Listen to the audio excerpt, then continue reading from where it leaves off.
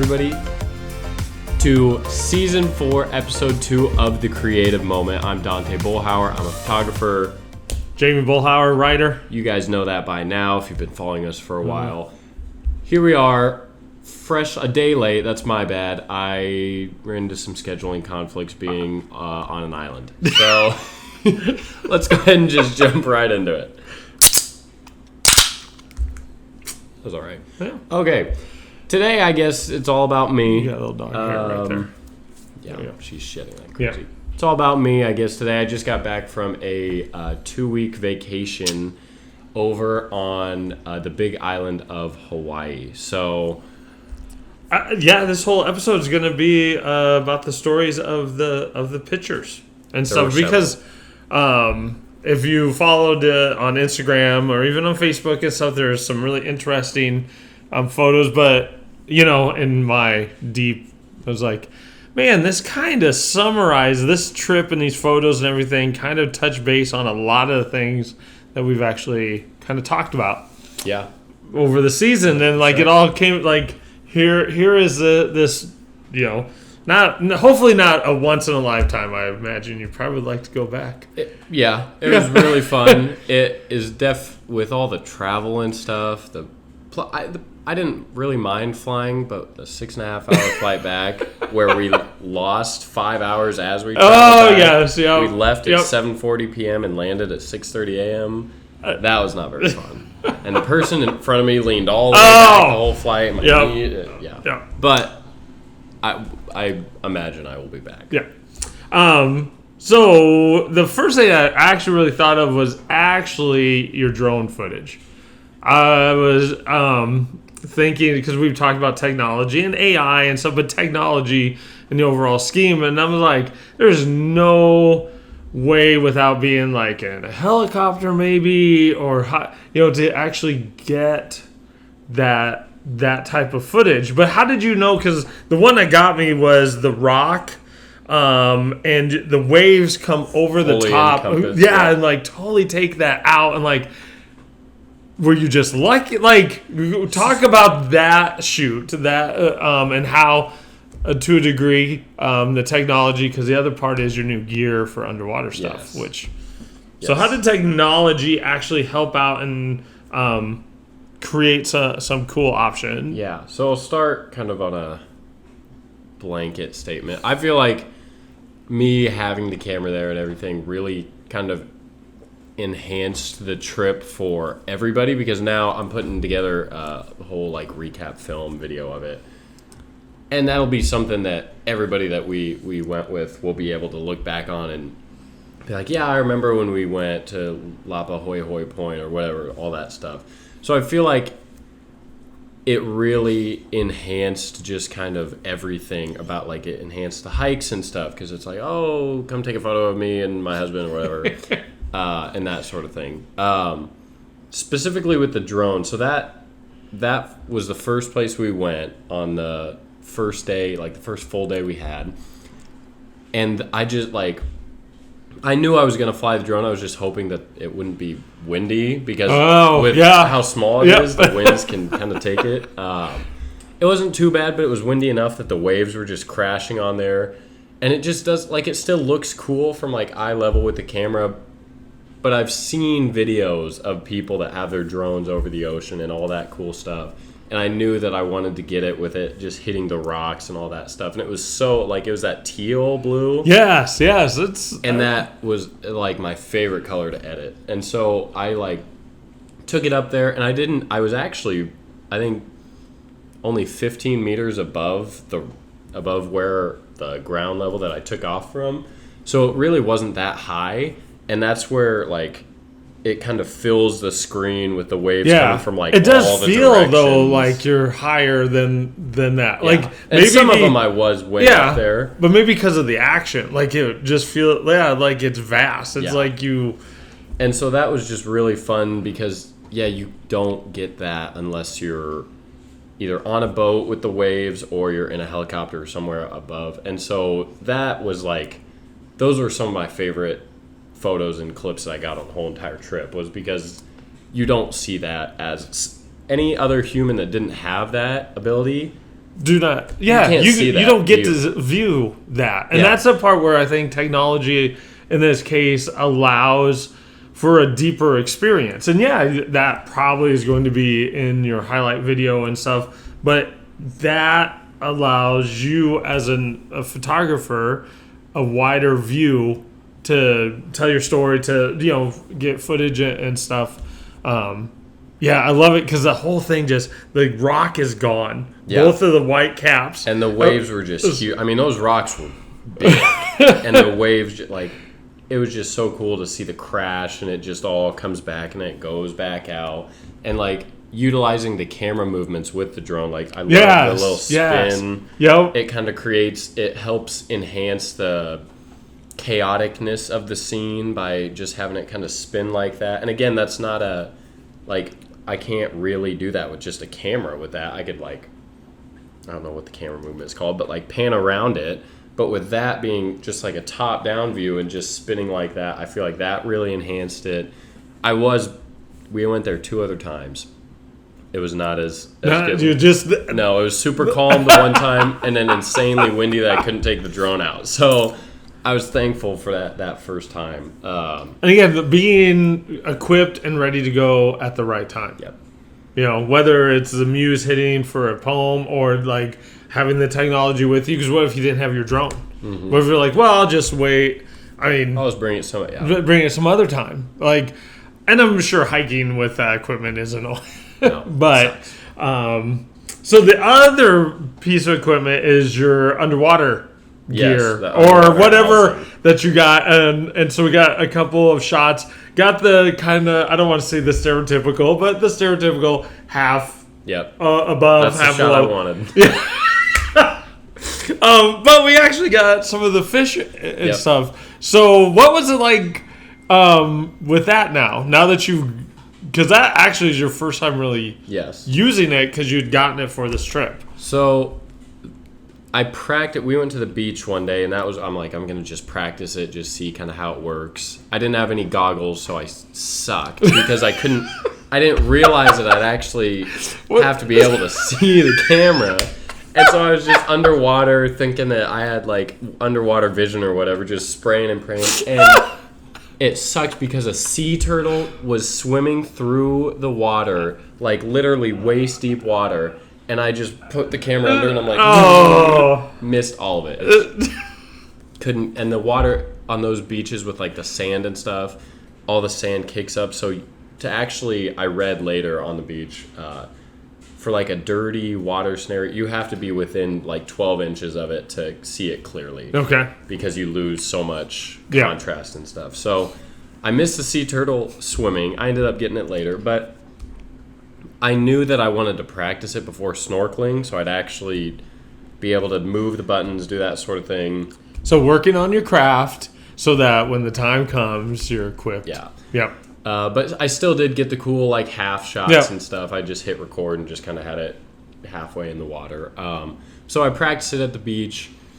Super terrifying because that's a big rig in there and it has a sensor to detect if water gets in, but if water gets in, you might be screwed anyway. So it was scary, but it was super fun. I literally could control everything I could zoom the lens. I could it was super, super cool. And so doing that at the beach was fun. Then so by the time I went snorkeling, I had looked up some settings I needed to change and all this stuff so that I knew I could just be in there and just shoot. Snorkeling was so much fun, not only because I've never been snorkeling and that was amazing to see, but you jump in the water and everything is just so clear and there's fish everywhere. So you have the teal water and stuff. I could not take a bad photo. The only problem was swimming was hard holding the camera. The whole time I was scared then too because it was fully submerged. But that water was way clearer, and I could see just I could see kind of basically above water. So that was super fun because I was just able to swim all over, take all these different photos. The videos from that will be sweet as well. And just, again, having an ability to create something that you just don't you don't really get to see that much of. Like, if I Right. wouldn't have brought that, wouldn't have bought it, snorkeling would have been fun, but I would have had no cool photos or videos to like remember it or capture it. And so being able to create that was like And then, just because I was just saying, because I had written a blog post recently of not taking a picture of some stuff. And I imagine probably if we get the chance, or you get the chance, to go again, the second time you may not take the camera.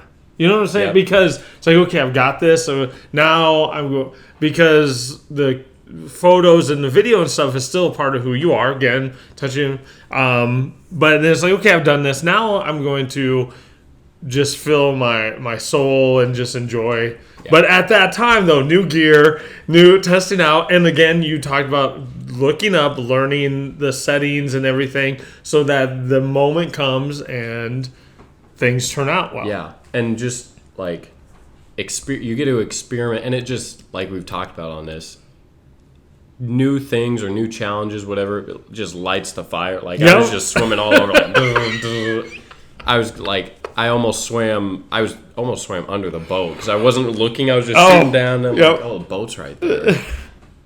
Super cool, and like it does just ignite you with like just that passion again. You're like, yeah, this is why I do that, for this feeling of doing that. And like you get a mess with all these different compositions with the coral and stuff.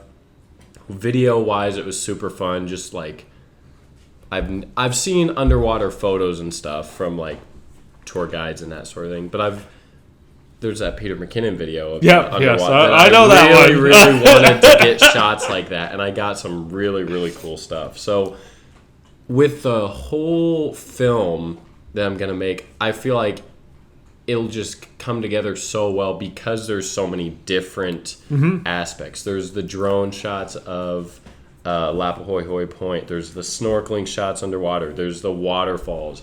There's just the basic camera stuff. And then the other part that was really cool was we stayed on a ranch. Okay. So we stayed on a resort for a little bit and a ranch for most of it. Ranch for like 10 days and a resort for 3, I think. When you picture Hawaii, you picture the resort side, right? Like the beaches. Is that where the horse pictures come? Is that on the right? Okay. That was right outside their door. Yeah. You picture the resort, the beach, just all that like nice stuff. And then you go to the locals, how they actually live in Hawaii, and it is so far different. And it's crazy. Like, I feel like I'll hopefully be able to come through with the video kind of both sides, because Hawaii is kind of struggling economically and stuff. And so they live on a ranch, like on the wet side of one of the volcanoes. And so it's just a tiny 1-lane road. It's not kept up. They had a huge sinkhole a couple of years ago, and the county was like, it's going to be a year before you can fix this. And it's the only road to town. So the locals just fixed it. Like, it's just a total... There's a community dog that just lives in the wild but comes to the same spot every morning because people feed it. Yeah. And they just all like have their agreement. They're like, we're just going to feed the dog and leave it alone and whatever. But like the ranch side of it is like, it's rainforest. It's super, super beautiful. Like you could see the ocean from your door. There's like these super tall eucalyptus trees and stuff. There's just like wild banana plants and stuff. We did a true Hawaiian luau where we actually like put the pig in the hole and like covered it up with banana stems and tea leaves and all that stuff. So that was super fun. But that was most of what like will go into the video, not like the Hawaii that is kind of thought of when you think, oh, I'm gonna go on vacation to Hawaii. That's like a couple drone clips of the video, really. And so that's what I think is really cool, because it's not at all what I expected Hawaii to be. And it was way better. Like the black sand beach that we were on, they get about only 200 visitors a day. And it It's kind of a strenuous hike or whatever. It's only a half mile, but you drop 900 feet in a half mile. Okay, yeah. But it's like nobody knows about it. And Yeah. that was probably my single most favorite part of the entire trip was that hike and getting down to that black sand beach and the views and stuff. And that, like, people know about the YPO Valley Lookout, where it's just you walk up to it, you look at it, you go back. But that hike is like, that is insane. And like they were like, yeah, the people that come vacation here, nobody really knows about it. It's only locals that take their family or friends to come down to see that. All right, so connected to that, to the idea of the storytelling and the real story is, and there's probably other really cool, but you kind of shared the sea turtle and the part that you missed, but the photo of it and the chance of having that happen, and they're just, on my end as a viewer, it actually kind of had a sad tone to it. And I wasn't there. I don't know. I just have the experience of that photo, and it wasn't like depressing, sad or something. It just felt like this had this vibe. Now, did I get that right? Did I get it wrong? Because we already know that you missed it while I was in the water. So they come up on those beaches to rest, I guess. So he was half asleep or whatever, and everyone was rushing over to it, and we were actually leaving. And so that was one of the cases of I could just say, oh, we'll probably see another one. We're going to the beach more, and I did see more, but I could have not. And so I was like, hold on one sec. My camera bag zipper broke at that moment. Everything fell out of my camera bag, and one of the people that we were with just goes, just go, I got it, just take your camera. So I just grabbed my camera and just start running down the beach. And then everybody backed away for me. They're like, oh, it's a photographer. I'm like, oh, yeah, okay. Thank you. Now, if you'd have been with your phone, they probably wouldn't have done. Because everyone was doing the phone. Yeah, so you got this big, badge. Yeah, and so I'm like, all right, I'm getting this shot. And they're like, oh, hold on, there's a photographer here. And I'm like, yeah, that's right. And so it wasn't a sad per se, but it also I wouldn't say it was a happy thing, because it was kind of like you could portray it as literally he's going up there to sleep. Normally he before this whole thing was colonized, whatever, that's just where he lived and where he slept, whatever. Now all these people are rushing over to him while he's just trying to take a rest, and they're yelling, whatever. A kid tried to go up and touch it, and it's like, no. But it was cool to be able to get that stuff and not have people in it, because they were all like, whoa, and I'm like, okay, I didn't ask for any of this. But that's cool. To be able to, and I got pretty close to him. I didn't bother him or anything, but I was able to get the different angles of the side, front, and then I have a super close up one of just his face kind of thing. So that was cool. I think I understand the feeling that you felt, and that's kind of what I felt. I was also it's a sea turtle. I got to put that on the Facebook. Yeah. No. And so, like you said, it wasn't set, but obviously tired. Yeah, I could see. I get that somber. Type of thing, and that just came in with the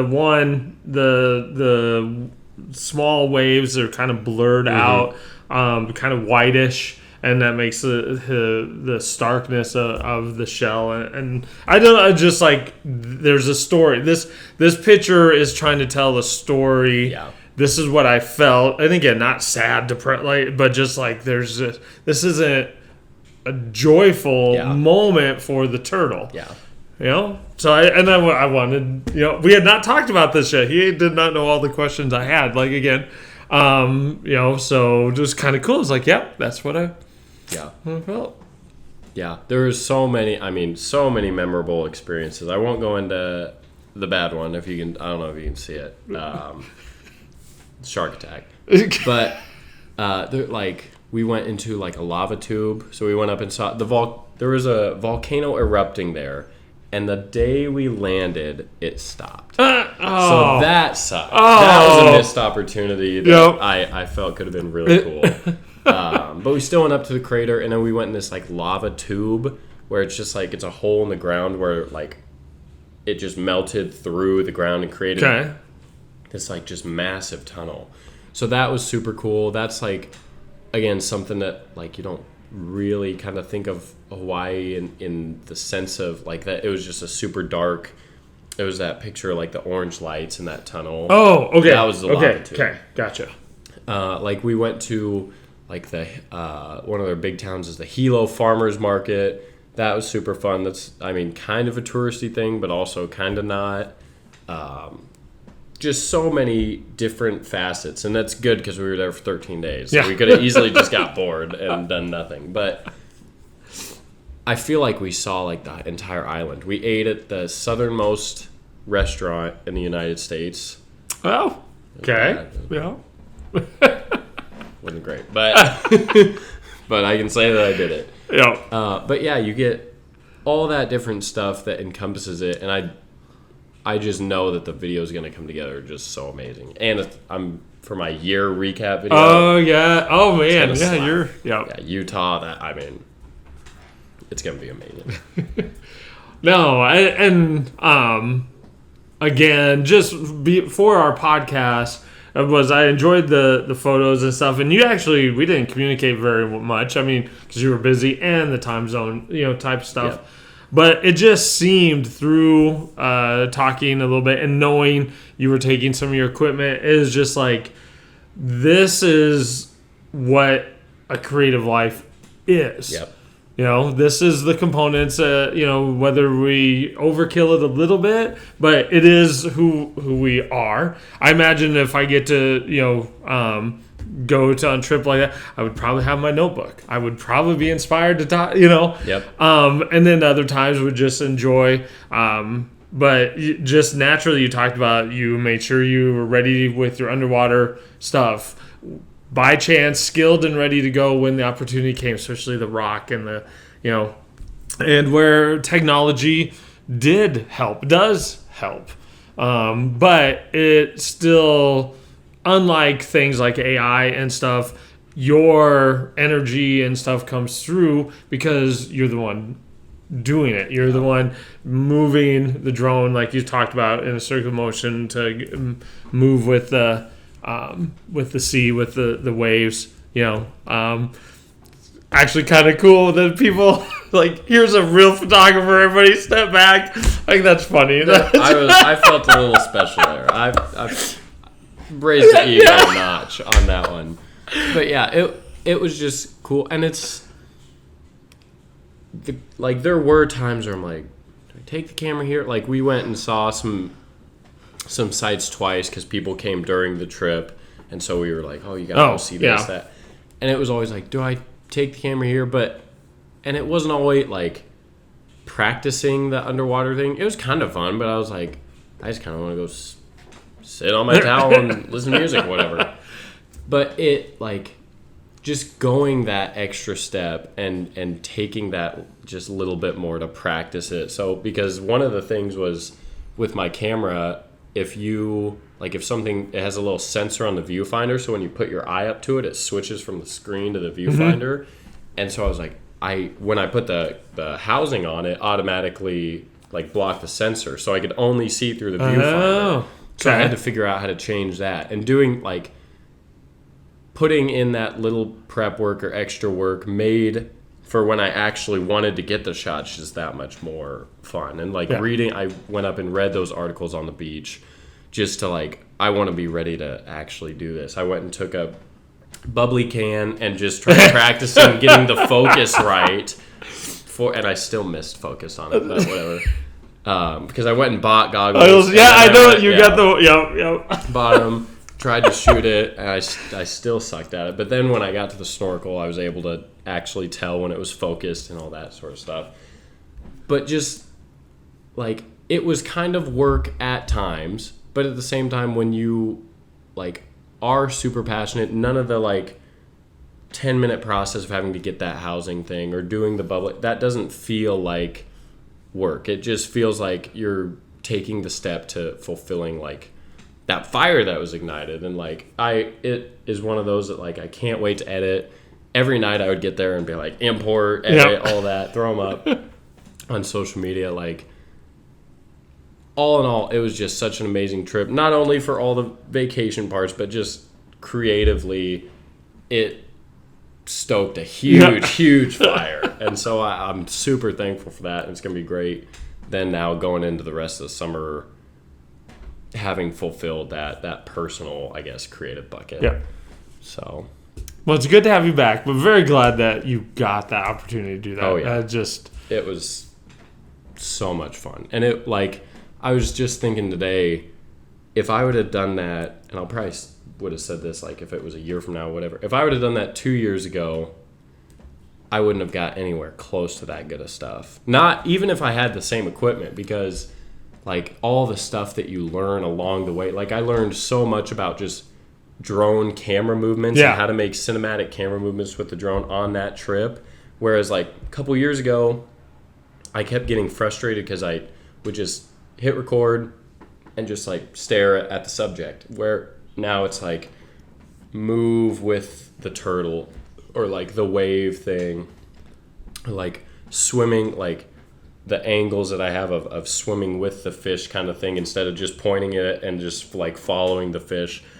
All that stuff that I kind of learned and grew, I was able to then use that on that trip and be able to, like, the spinning motion, all that stuff, made the clips way better. Yeah. Because if it would have just been a clip, and some of them are, but if it would just been every clip is just a static, look what happened, look, it just doesn't, you're not immersed in it as much. Yeah. And so I feel like it was, like, perfect time to go. I feel decently confident in my abilities enough to create cool stuff, so I'm super excited for how that's going to turn out.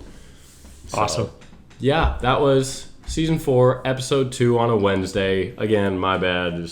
We'll get back to Tuesday. We will. So thanks for watching. If you like it, follow us or like us on Spotify, subscribe to the YouTube, and we'll see you guys in a couple weeks.